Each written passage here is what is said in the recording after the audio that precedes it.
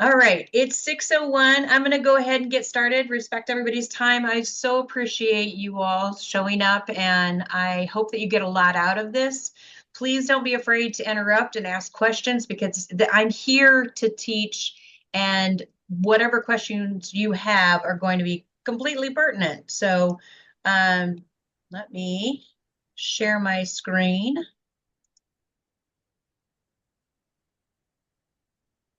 Can you see? Yep. Okay, so you can see everything okay? Yes. Yes. Excellent. Okay. So we're going to talk about building your real estate portfolio and we'll talk about the basics. Now, I will kind of deviate towards flips in this one just because a lot of times when you're getting started, you're going to want to do the flip just to get the money together to be able to buy a property. Not always, but it's a pretty typical pattern. So let's dive in. Okay, so the first thing you want to do is lay a really good foundation. You want to establish your goals, whatever they may be. It's very different process to do. Can we mute everybody? Mute. Thank you. Um, Thank you. So you want to lay a good foundation, and establishing your goal is number one, because it's a different kind of strategy doing a flip versus a hold. And if you want to do something for a long-term goal or short-term goal, whatever it is, just establish what your goal is because that's going to decide what your business plan is. So that comes next, developing your goal-based business plan. So some of the things that you're going to want to do is you're going to want to designate what are you doing? Are you doing a flip? Are you doing a hold? Are you building wealth as a combination? Are you doing group investments? All different kinds of things that can happen, but that business plan has to go with your goals. And then the next thing, and it may be more important than any of them, is being realistic about your budget because a project doesn't start if you don't have a budget. And a project doesn't finish unless you stay in your budget or very close to. So be very realistic about your business, about your budget, and make sure that you include not just the purchase price, but the cleanup and repair, the holding time before you either get a tenant in there or you get it flipped, the cost of sale or the cost of getting a tenant in there, your management fees if there are going to be rentals, and then of course lost rents. You always put at least a 5% fail rate on your rentals because you don't know if you're going to ever have a lapse in tenants and you've got to plan for it. Then you've got to define your role and participation in this project. And it's a difficult thing to do. You might not think it would be, but it really kind of is because you want to get your hands dirty, especially on the first couple, but that isn't necessarily the best strategy. You might be able to save money doing a little bit of work on your own, but then how much time do you really have to do it? Are you going to be holding people up? Is that the best use of your time? All of those questions need to be answered. So really get clear about your participation and your role in the project, and then define who you need for those other positions. And be fair with yourself about how much time you actually have. Take the time on the front end to build your vision. That's very important. What do you want this to look like in 3 years, in 5 years, in 10 years? Build that goal up. If you want to start with 10 years and then back up at 5 years, you need to be halfway. What does that mean? It doesn't matter to me which way you go, but definitely take time to build your vision. It also takes time to find deals. There are many, many different ways, and we'll talk about that, how to find deals, but it's going to take time to do that. Getting ready for the market, doing maintenance, all of those things go into who you are and how you're participating. Follow basic ground rules. Now, when I say follow basic ground rules, the number one basic ground rule is realize that you don't know everything. And obviously you do because you're here participating in education. So you've already met the first one, But there are a lot of things that we can learn, even if we're not contractors. YouTube is a great friend. I've seen people get very nervous about taking on a flip or taking on a property because they don't know much about home repair or what would be good skills to have in your contractor. What would be a good product to get from your contractor? YouTube is a great thing, even if you don't plan on doing any of these projects, just to watch YouTube and have someone show you how it's done makes you feel more confident when you're talking to your contractors. Know your area. What I mean by that is, let's say you want to buy a duplex or a fourplex. Well, you're definitely not going to be looking in certain parts of this of St. Louis County because they just don't exist. So if there's something in particular you want, a particular rent you want, a particular price point you want, a particular style of property you want, those aren't in every area. So you want to get to know the area that best supports what your goal is. Contracts. Know what contracts you're going to be using, what the basic gist of them is. It's not a bad idea to have an attorney friend or someone that you can bounce off legal ideas. It's always a good idea to know attorneys and accountants. Um, Tenants' rights is a good thing to know. And then the municipality rules. We have 88 distinct municipalities here in St. Louis Metro, and they're all very, very, very different. So if you know your area, it's not a bad idea to go visit that municipality before you even start. It may make you decide not to stay with that municipality, such as in the city now, they're making new property owners flips or rentals replace all the lead pipes in the building. That's quite an expense if you didn't expect it. So going to the municipality and finding out what they require, and it's really not difficult. Oftentimes they have a website or they have something to print out. But what I usually do is I go and meet whoever's at the desk at the municipality, the building department, bring them cookies just to introduce myself and kind of get establish a rapport with them. It's amazing what they will tell you, and sometimes they tell you who to ask for. So that's a good thing. The other ground rules are keep receipts, keep track of your budget, know what you're doing, what you're spending. Those are deductible items. They are going to justify your budget. Those could offset your taxes in different ways when you're filing. So definitely keep the receipts that you're spending.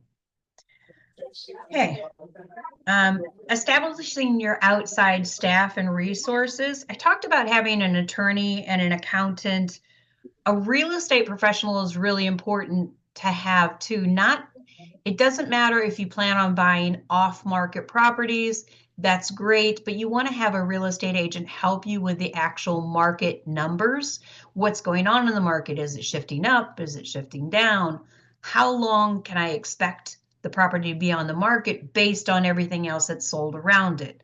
Those are just some few basic things that you can get from your real estate agent. So don't discount having a real estate agent on your team. Contractors too. I have at least 3 contractors for each type of thing: electrical, plumbing, painting, all of that, because you don't know when they're going to be available. And one thing I will say about contractors is that they are good until they're not, because if they're good and the word gets out, they get too busy and then they're not good anymore. So you have to have backup people in your staff. Use reliable systems to track your budget and your progress.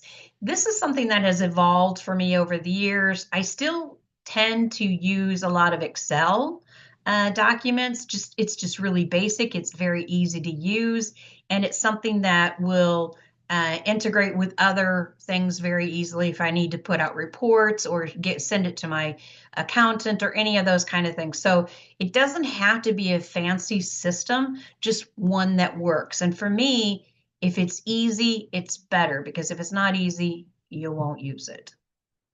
Any questions about that? Okay, so let's talk about some of the conditions that are going to affect your plans. On the acquisition side, of course, supply and demand. When there's a huge supply and not much demand, prices go down. And the inverse is also true. That's what we're seeing right now, is that there's a huge demand and a small supply.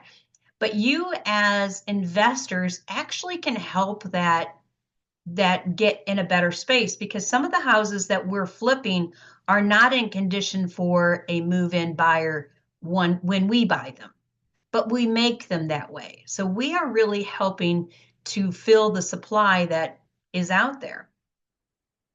Another thing that'll affect it is how you're leveraging your money. It's always a good idea to use other people's money. I mean, we learned that when we were kids, asking our parents, hey, can I have some money? That was pretty easy. Not like that, but definitely the more you can leverage the money, the less you pay for your money. All of those things is going to make your end profits much higher. Grants and tax abatements. Not every municipality has it, not every project is going to have that, but if it's in an area where it's historic or there are certain things going on, look for those. Always look for those. You never know what might be out there. And I understand that because the market has been so weak and the supply is so low, that there are quite a few things out there to incentivize new building. I don't know about rehab abatements or grants yet, but definitely new construction. And of course, the final and probably the most important thing about acquisition is the final price that you pay.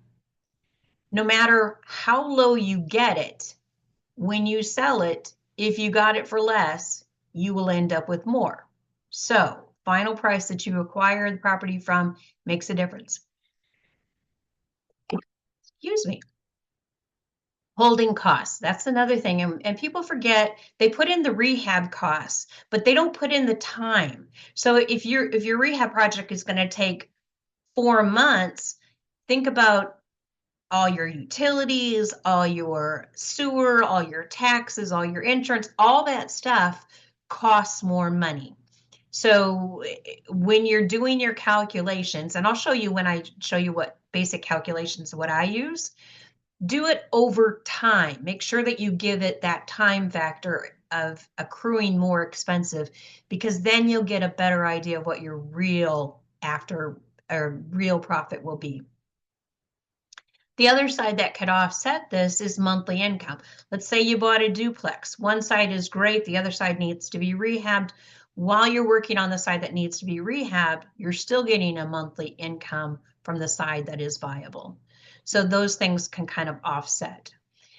The other thing that's going to affect your plan are your exit strategies. So one thing I want to say, no matter what you're buying, whether it's a rental or a flip or whatever, make sure that you think about the exit strategies and try to come up with as many exit strategies as you can. It's a good way, it's a good exercise to prepare yourself. Let's say the market shut off like it did in 2008 and you're in the middle of a flip. What are you going to do? If you have the ideas of exit strategies before you go into it, you're going to be more able to pivot and not lose money. Your exit strategies are also going to depend on the 88 municipality rules. Some of them have occupancy inspections that are required, some of them don't, some of them have building inspections that are required, some of them don't. It just depends. So you need to know about that, because that can cost you a lot of money, delay the project, which again costs you a lot of money. So make sure you're familiar with that. The current market.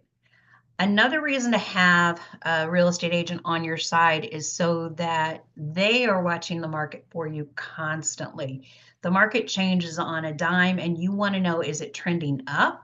If so, that means more profit or more flexibility to make your project a little bit better, maybe taking it to a higher value, whatever it is. Is the market going down? Does that mean you need to cut back and not have granite countertops?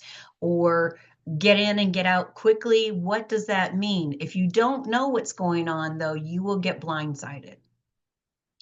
Cost of sale. Whenever I make my budget, I always put cost of sale in there. Yes, I'm a real estate agent, so I don't have to take a commission. But if there's a buyer's agent on the other side, chances are I'm going to be paying a commission.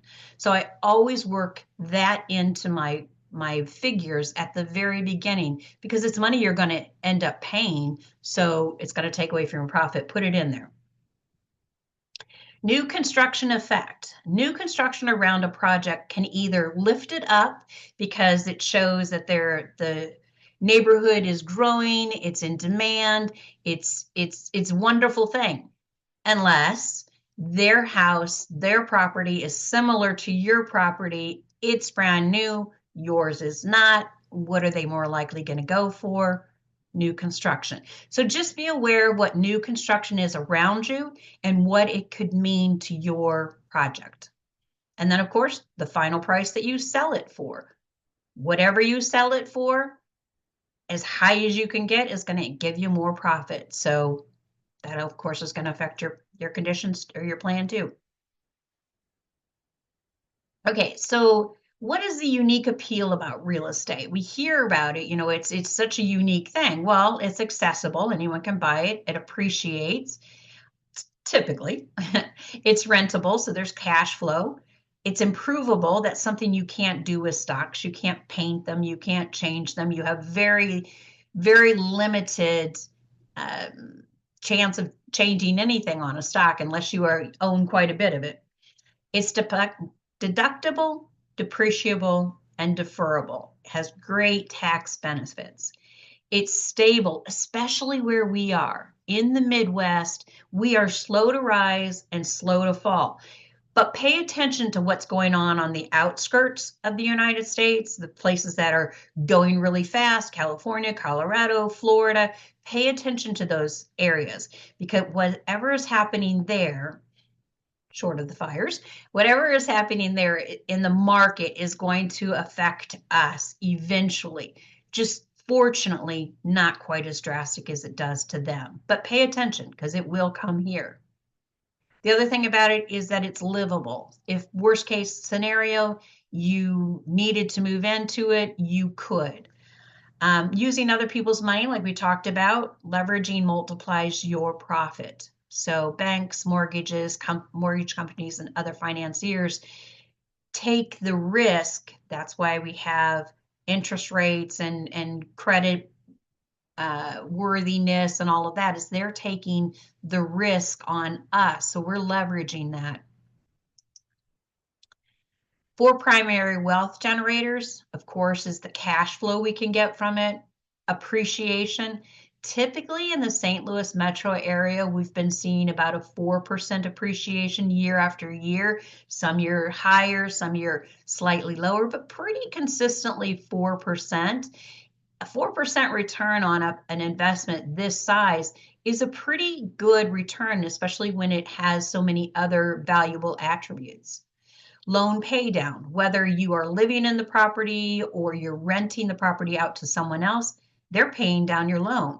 So while it's increasing in value, you're owing less. You're going to have more equity in there. It also has the tax benefits. So here in Missouri, typically we buy not necessarily for the appreciation, because like I said, it's 4%, but we buy more for the cash flow and the loan pay down. Tax benefits are great too. Okay, so let's talk about different kinds of investments and the pros and cons of those different types of investments. So condominium is probably the easiest entrance kind of property for anybody to buy. It's usually a lower purchase price. It's typically in the same area as homes. A lot of the maintenance is included. Sometimes there are great amenities, swimming pools, all those things that you don't have to take care of. That's pretty wonderful.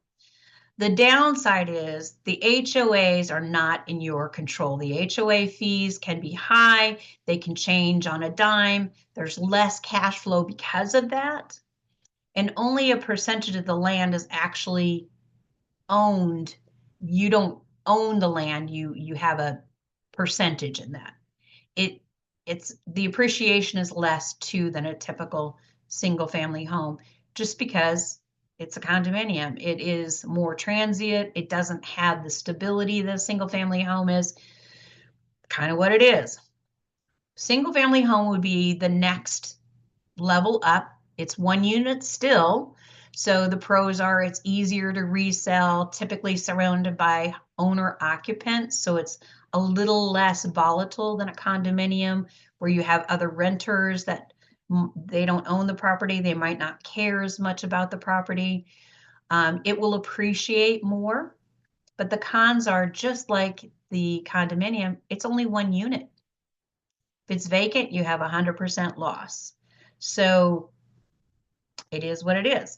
Duplex is the next level up. I would say duplex is one of my favorite things to own. It's easy.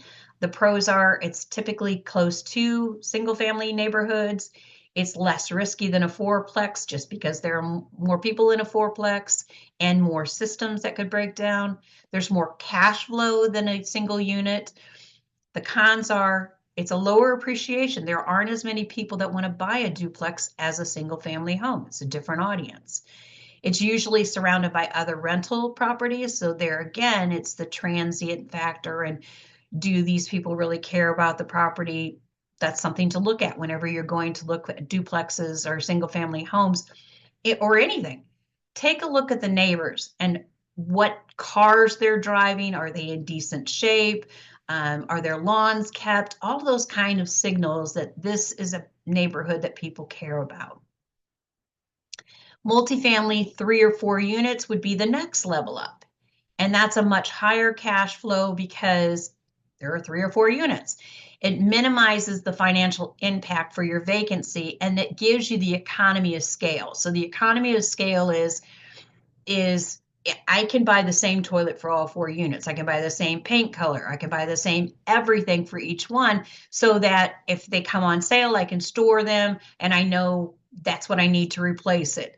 It's easy to do. It also gives you the opportunity to build on it. You know, as you upgrade them, you can raise the rents and you've got 3 or 4 times the opportunity to do that. The con is there's more upkeep, you got more tenant damage, less appreciation, more tenant conflicts. So be very careful when you buy rentals to screen your tenants very, very carefully. It may take longer than what you intended it to take, but it's very much well worth it. Anything above 4 units is considered commercial, and everything changes then. Your lending type, your taxation, all of those things change with commercial. Okay, let's talk about real estate investing meetings. So you're here now, so obviously it's important to you to understand real estate investing, and I appreciate that. I appreciate you giving me your time. I do like to go to real estate investment meetings because you learn something every time. They're usually free. You learn about specific local information that you might not necessarily know because they're talking about, oh, this municipality is adding this. Oh, the funding for this is happening here. Those kind of things are really important. You're also surrounding yourself with like-minded people. They want to be investors. You want to be an investor. So like-minded people is a really good thing for you to start feeling like an investor. You're connecting with experts. There are all kinds of contractors there to talk to about different things that are going on in your project. It's sometimes fun to listen to them and their projects. You can learn something from them. Look for opportunities to attend zoning, housing, building committee meetings, all of those things in the area that you're interested in. You just might learn some inside information that could really make a difference in your investment. It's a good place to find joint venture partners or help others.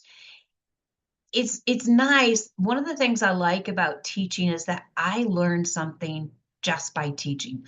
You will never know something better than when you teach it. So when I say help others, any information that you can give to others, it just reinforces that you are a good investor and you have valuable information to share. It makes you feel good. It helps the other person. It's a win-win. You can build your team. It's a good way to get recommendations for someone who's used a vendor before. And be sure you ask them, why do you like this vendor? Not, he's related to me. It's because he did an exceptional job. He's very detail oriented. He had a very clean work site. He stayed within budget. All of that is very good information. If they just, oh, I really like his style, what does that really mean? You have to think about what people say and go, what does that really mean? Because sometimes when you go to these things when you're brand new, I know how I felt. It was like, oh, this is fantastic. I've just learned something. Well, what did I really learn? What did they really say? Kind of break it down. I want you to be skeptical when you go to these real estate meetings because sometimes you will hear about some great deals. If it's such a great deal, why aren't they doing it? Right? So be careful when you go to real estate investment meetings for them selling you on things, selling you on packages.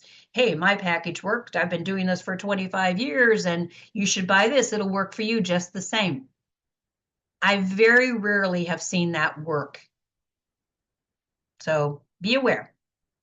It's also a good thing to say, I am a real estate investor in your mind. Okay, let's talk about ways to acquire property. It's ironic for me to say, but a real estate agent is the most expensive way to acquire property because once it's in the MLS, once there's a listing agreement, the commissions have already been built into the price, typically. They're still negotiated like they were before, a little bit different system that we're using, but it's still basically the same thing. There's typically a commission for the listing agent and a commission for the buyer's agent. So that makes it more expensive to go through a real estate agent, period. Driving for neighborhoods, that's a good way, but it's time consuming. Estate sales, don't forget to ask, is this property for sale?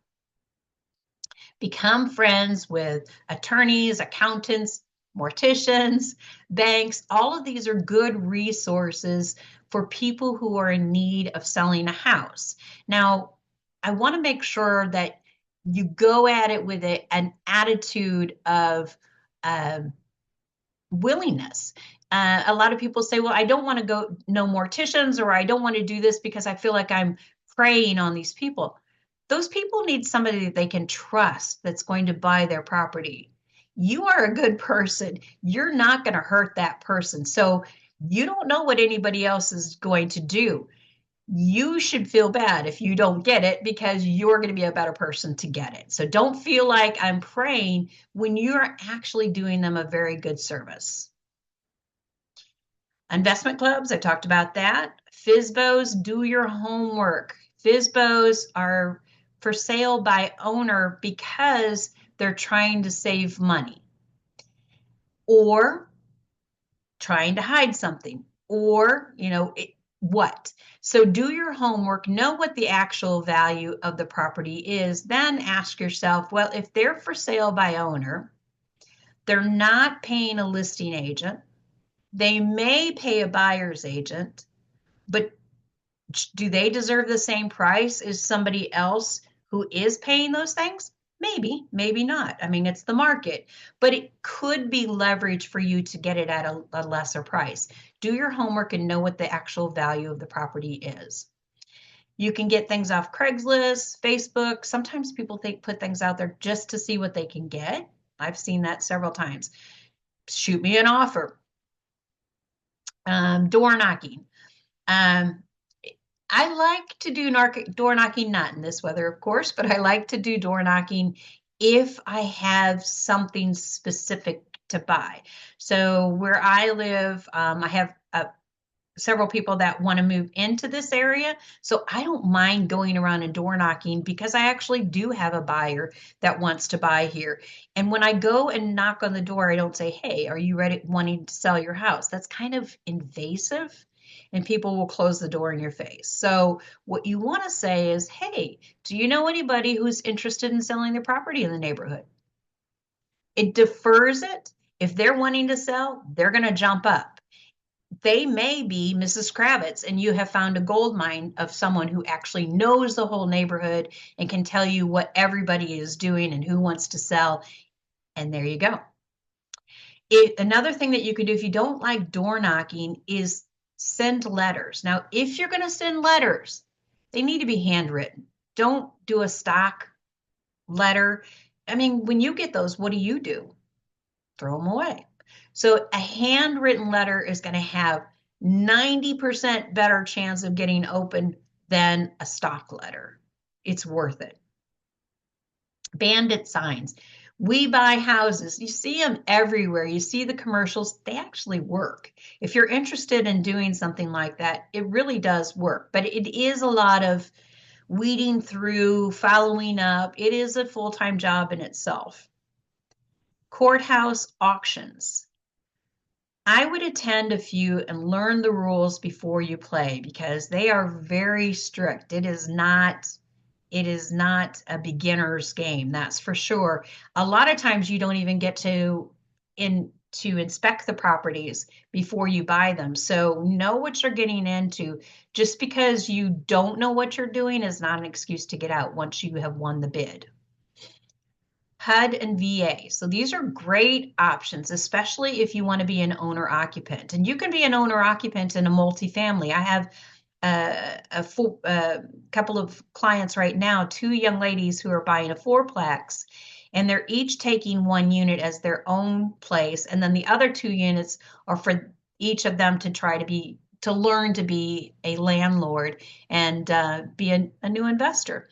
It's a great way to get it, and they're using FHA funds. So this VA and HUD is a good way to find properties, but don't be afraid to use FHA or VA funds to buy. And also when you buy from HUD and VA, most of the time they will give down closing cost assistance and pay your realtor. Here's some more information about auctions. I've been to several of them. I've bid on several auction houses and gotten a few of them. But you really have to read the fine print and know what you're getting into. Online auctions go up until midnight the day the auction finishes. So if you've put your bid in at 9 o'clock in the morning, there's a chance that you can be outbid before the end of the day and definitely before midnight. So it's one of those things that if you really, really want that house, plan on staying up till midnight to watch your bid be the last one.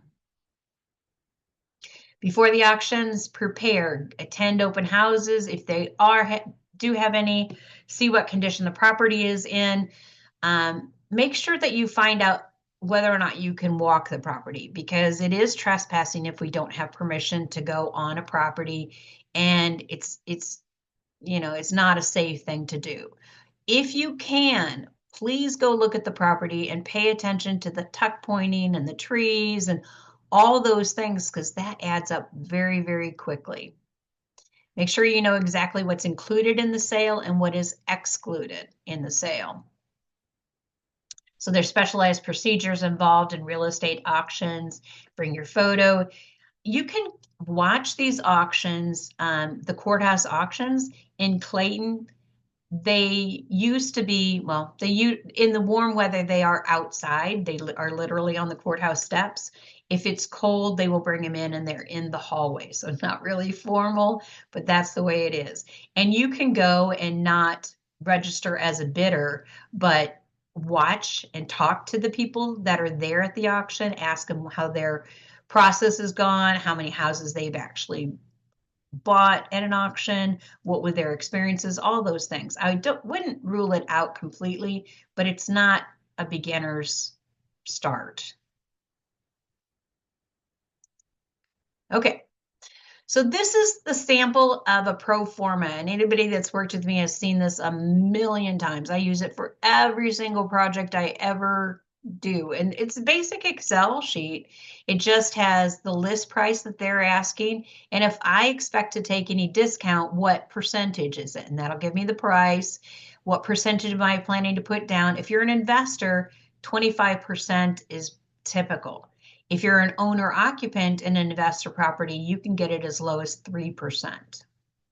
Then that'll tell you how much your down payment is, how much you're financing, closing costs. That 4% is a little bit high. I would say it's more like 2%.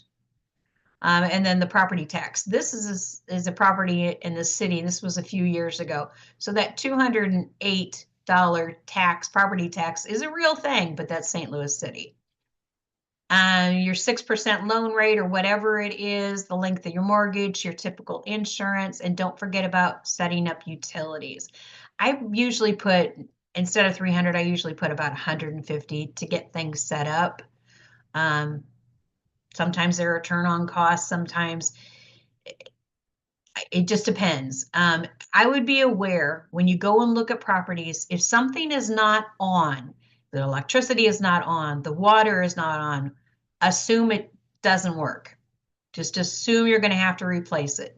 Because if you don't, and you will have to replace it, that's a huge dent in your budget that you did not expect.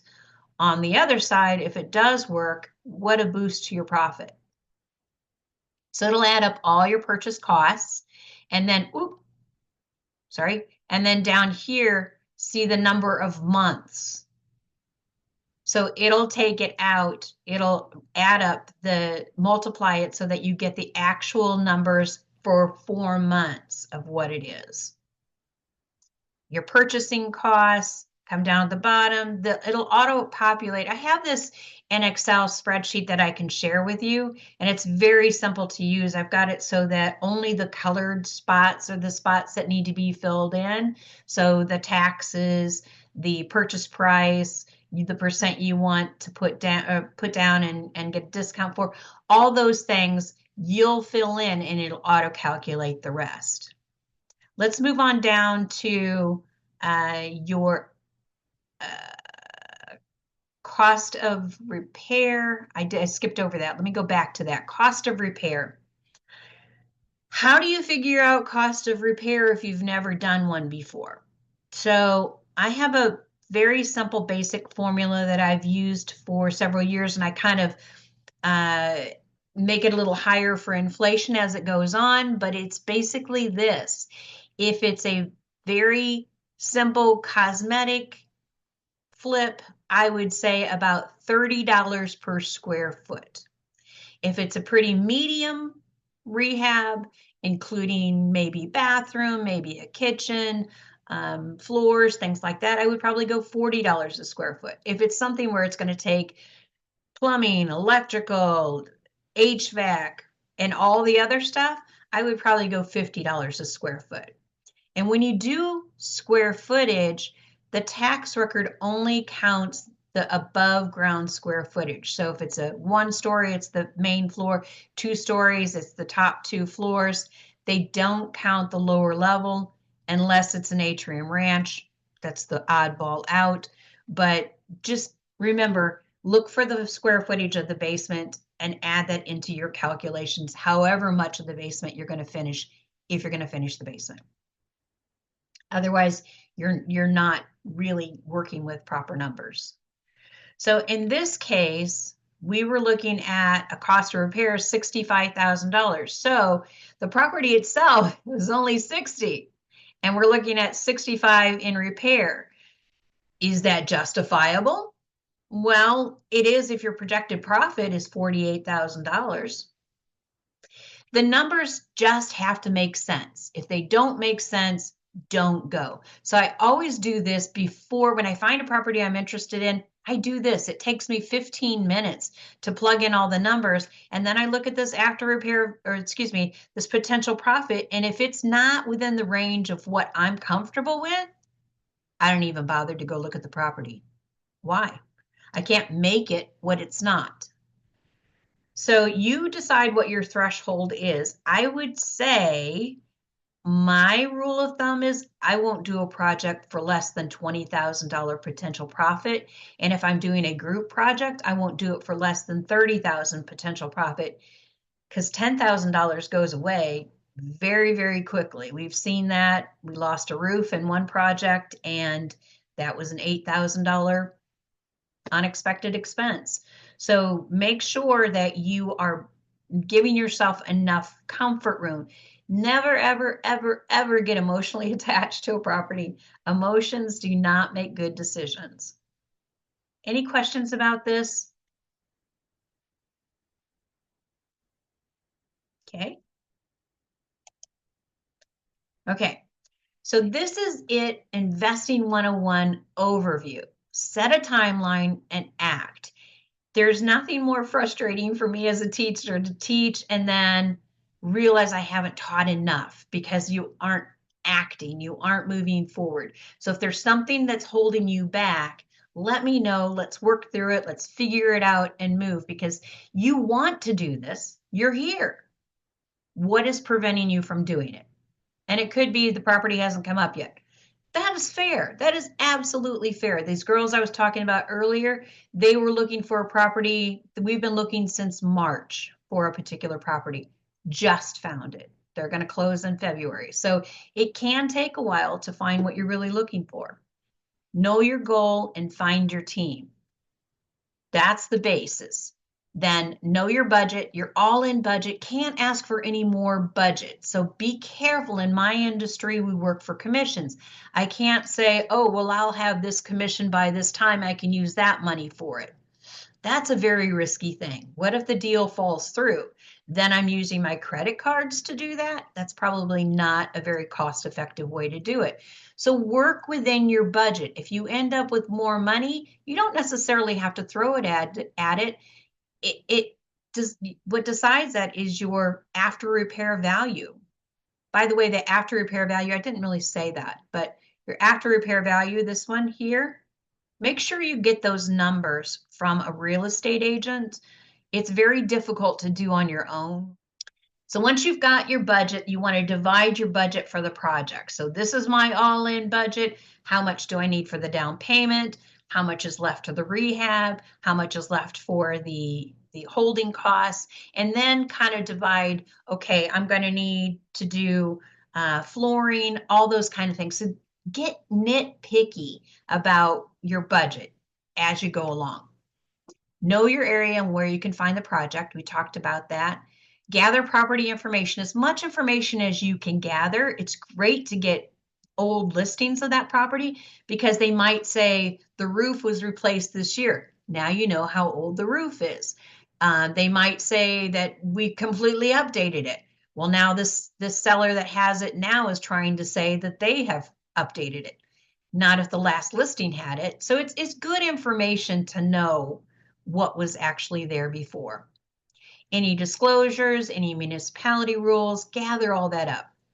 Do your after repair value, your ARV, from good comps. Work with your agent. We talked about that. Use your pro forma, please. Learn a typical product for the project area. Certain areas do not demand granite countertops. Certain areas do. What is proper for your project in that area?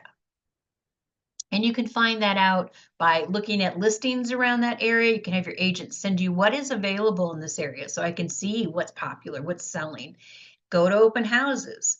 That's a really good way to get to know agents and maybe find out about properties that aren't on the market, just to find out about the projects around you. Be sure to view all contractors' agreements and their former projects if you can. The more information you get about your contractor, the better you're going to be. Develop a good evaluation walkthrough sheet for repairs. So I have a sheet that has everything. I mean, it has, when you go into a room, how many plugs are there? How many windows are there? How many vents are there?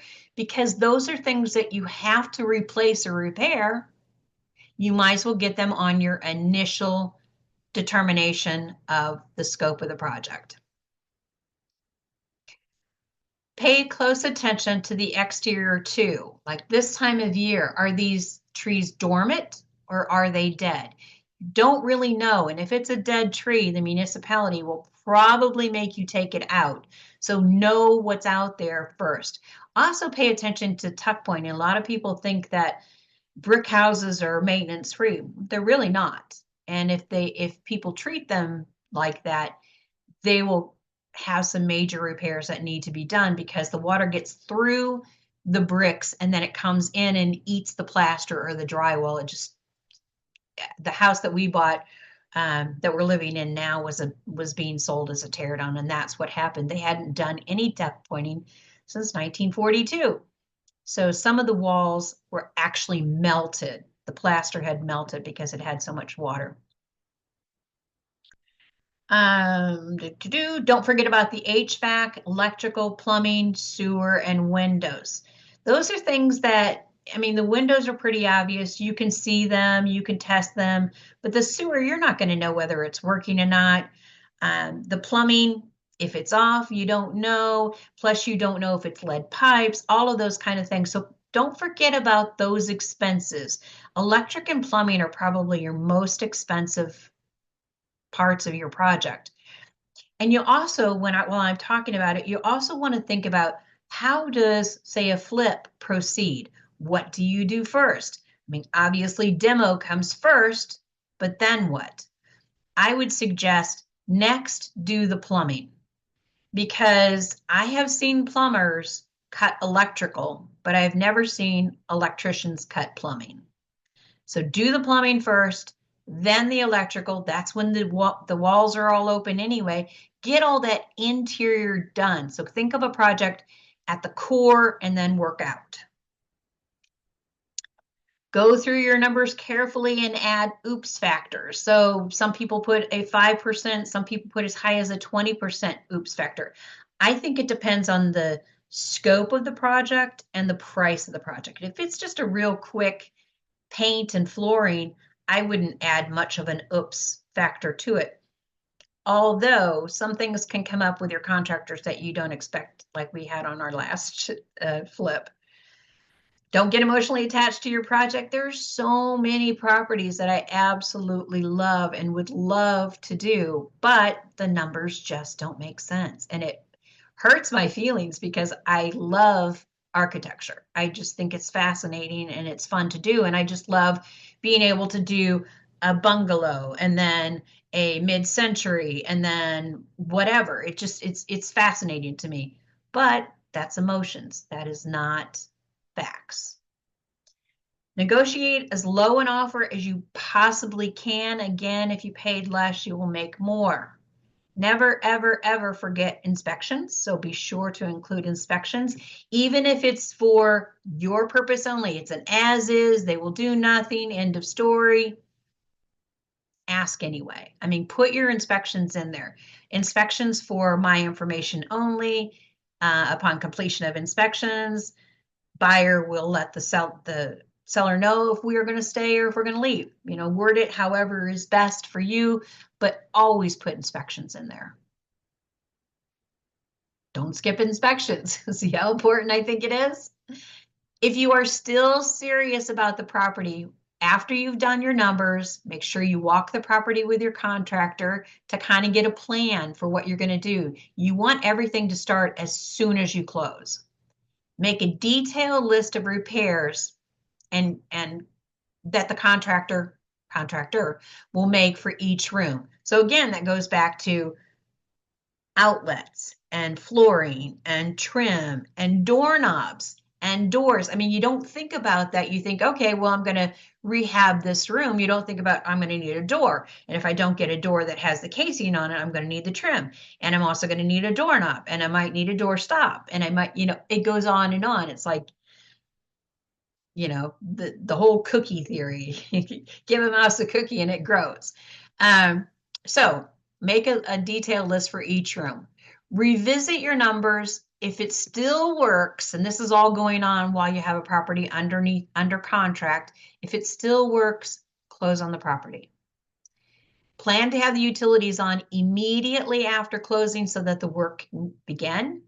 Have your contractor's agreements in place to be able to turn on the utilities at closing and immediately get a tenant in there or take over the tenants that you have.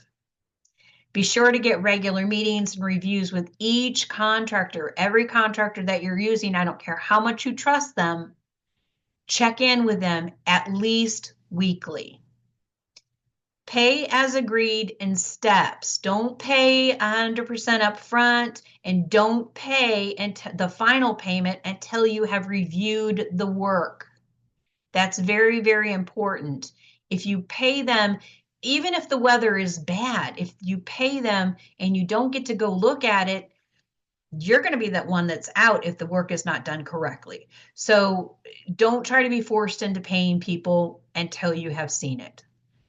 Sign your listing agreement with your agent and have them watch the market closely immediately upon closing on your property if it's a flip, because you want that agent to be watching the market like we talked about. You want them to be on your side. Signing the listing agreement with them then makes them your partner. Important. Stay in budget and stay on schedule. I mean, that goes without saying, but it is so true. Pay attention to it. Stay on schedule. Getting off schedule is going to be more days. You might miss the market. It'll definitely cost you more money. So stay in budget and stay on schedule. Be prepared for unexpected things. Be a problem solver. That's the big deal about being a happy investor, being a problem solver, because there are so many problems that come up, whether you're renting or you're flipping or you're doing group investments, whatever it is, there are all kinds of unexpected problems that come up, and you have to be a problem solver. So, such as now, the weather is absolutely awful. You have to prepare for it. So, what we did in this flip, we took all of the paint and all of the flooring out of the garage and put it into the house and let it sit there for a few days so it could acclimate to the temperature, because it will not sit properly or work properly if you don't do that. So just being a problem solver, being on top of things is the way to go. Keep clear communication of all changes. So there will be changes in your project. You will decide, this doesn't look the way I thought it would. Let's do this. Make sure you keep a record of all those changes and how it has changed the price, because it will. It'll either make it more expensive or less expensive. And you want to get credit for it being less expensive, and you don't want to get charged too much for it being more expensive. Sometimes it'll irritate a contractor and they'll charge you more than is reasonable. So just be aware. Get municipal inspections before you release your contractors if you're doing a flip, or if you're even getting a tenant and you're using a contractor to do things. Don't release your contractor until you've had the municipality inspection and they say that the work was done correctly or there's not anything else that you need them to do. File a notice of intent to sell. Just remember, if you're going to flip the property, file a notice of intent to sell at the closing table with the title company. All title companies can do it. Prepare your home for an exit as quickly as possible. That means that if it's a flip, get in, get out. If it's a rental, get in, get things done quickly, and get a new tenant in there as soon as possible. Or if you have existing tenants, introduce yourself to them, or whatever is appropriate. Some people don't want the tenants to know the landlord. That's okay too. I get that. But you want to make sure that your property manager gets in there and introduces themselves. Use professional photos, staging, or whatever is appropriate for your best outcome. So whether it's a rental or it's a flip, pictures say 1,000 words. We know that. We've heard that many, many times, and it's very, very true, especially in the technology age that we're in. The first thing anybody sees is the pictures. So we want to make sure that those are really in good condition and that they represent the property the way we want it to be represented. Plan an open house event or marketing event for your exit. So when I do a flip, you can do this for your rentals too if you wanted to. I go around to all the neighbors and invite them to the open house that we're going to have. And I plan for the open house. I put the house on the market on a Wednesday, no show until the open house on Sunday. So I'm building momentum. I'm building desire for this house. I'm inviting all the neighbors. So when we have that open house, I want to have as many people there as possible. The potential buyers don't know that any of those are neighbors. They don't know anything about these people. All they know is that those people are interested in their house that they want. And that is going to drive the price up. That gives you the auction effect. It's the best opportunity to get a buyer for your property or a renter for your property. And that way you only have to do it once if it's, if it's a good turnout. Be sure to thank and follow up with all of your team. Tell them what you liked, what you didn't like. Be honest. Be open with these people because this is their job. They want to do it again. If they didn't do a very good job for you, tell them why. Don't be afraid to tell them. Don't get angry, maybe, but tell them what they could improve. Maybe that will give an opportunity for them to work with you again. Or if you're not going to work with them, be honest and tell them why. I'm not going to work with you because you stained the floors the color I told you not to. That's a pretty obvious one. It's consequences and it's honesty and it's integrity and it makes you feel better. You're not resentful. You want to get that off your chest and be a good manager. Repeat with a new knowledge and just go back into it again. Don't be afraid. Okay. So are you ready to start? What are your questions?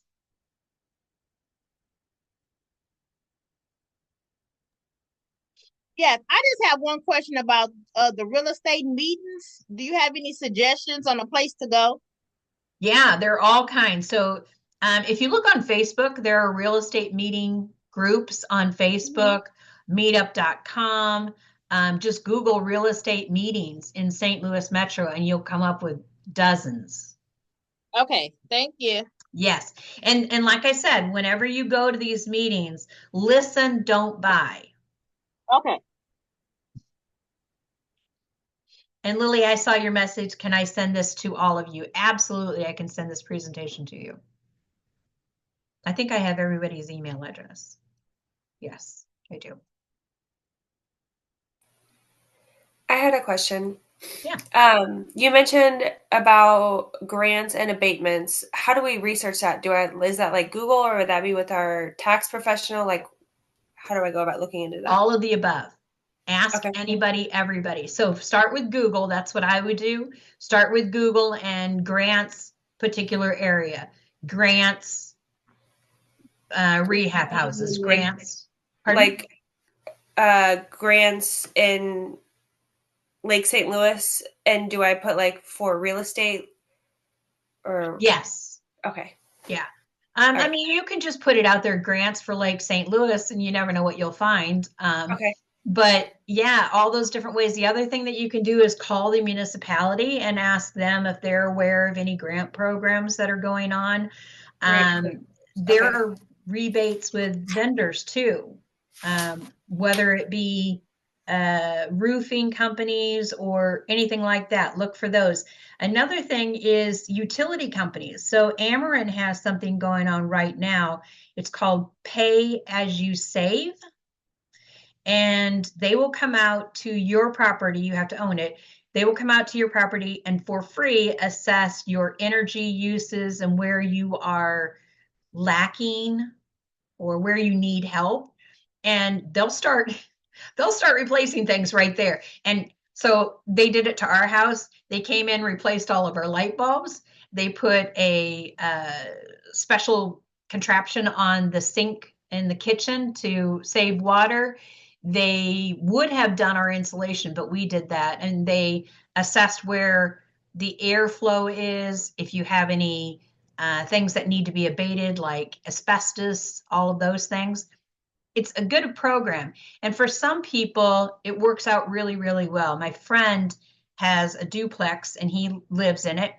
And they came out and they replaced his HVAC system and then added a small fee, like $10, $20 per month for him to pay it off. And it stays with the house. So that bill, when you sell the house, that bill doesn't follow you. That bill stays with the house. It's kind of a cool thing. For us, it didn't work out to that they were going to replace our AC and heater. It wasn't old enough. So for us, it would be, we would replace it and they would give us $2,000 grant.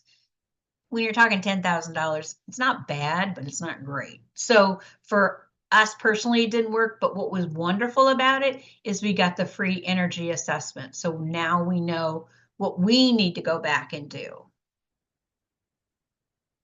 That's awesome. Thank you. Yep.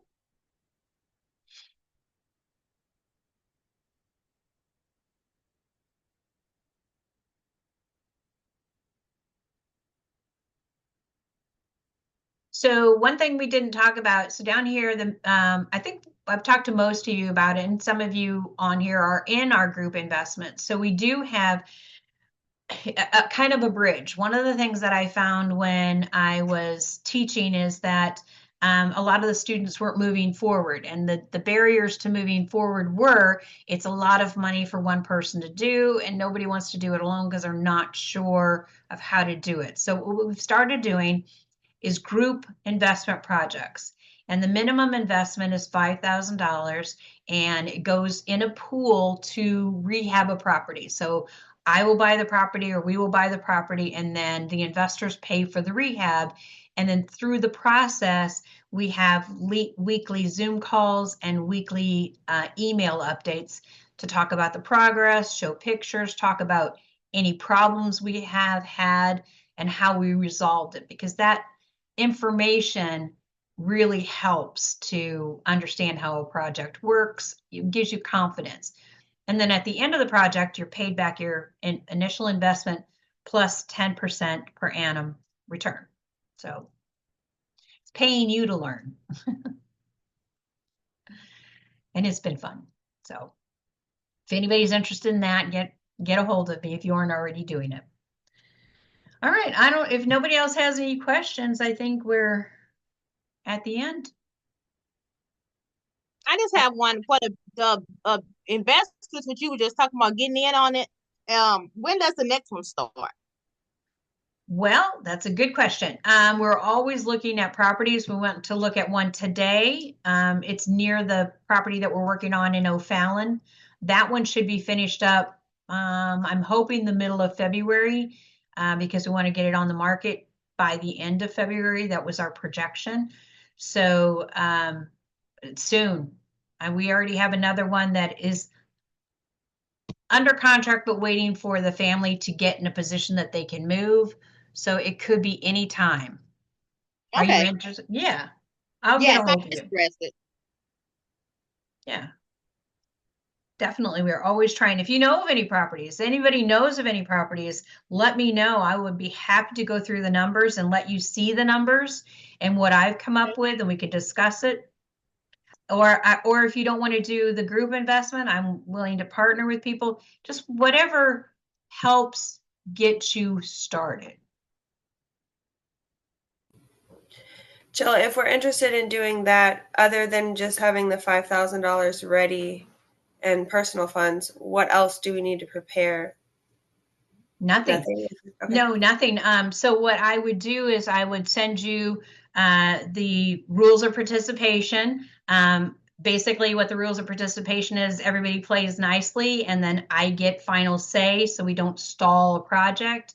You get a promissory note as your legal instrument in when you give the contribution, and it's minimum of 5,000. You could give more if you want. You don't have to.